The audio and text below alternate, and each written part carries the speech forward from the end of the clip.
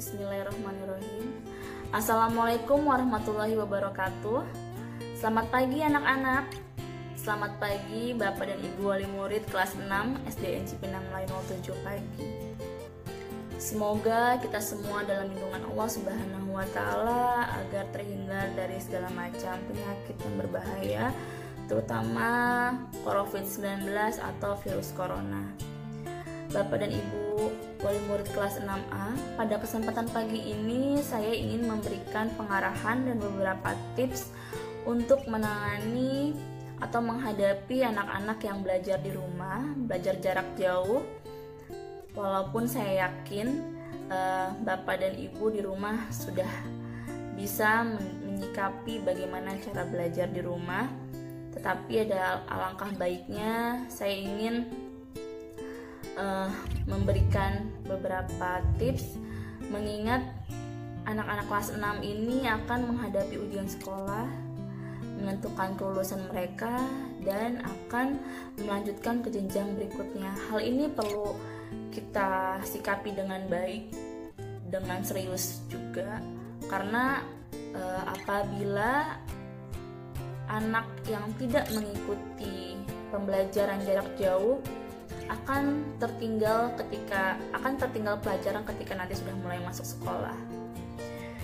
Jadi cara agar anak-anak disiplin belajar di rumah pada saat wabah virus corona. Yang pertama, jelaskan situasi. Jadi jelaskan situasi kepada anak-anak apa yang terjadi, bahwa keadaan sekolah diliburkan, mereka harus belajar di rumah, belajar jarak jauh, tetap mengerjakan tugas yang diberikan oleh gurunya.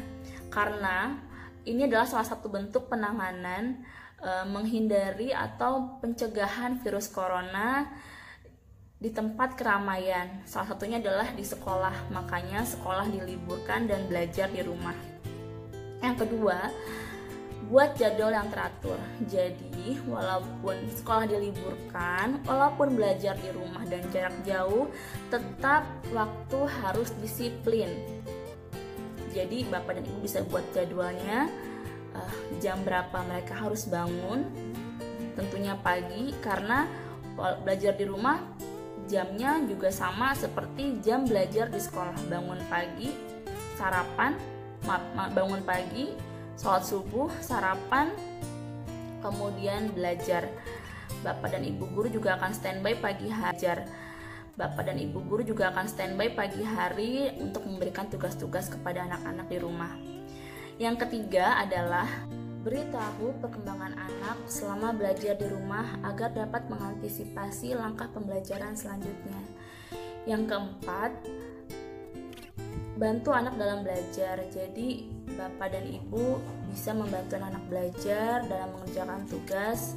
Jika dibutuhkan materi-materi lain, boleh cari di internet. Bahkan sekarang kementerian sudah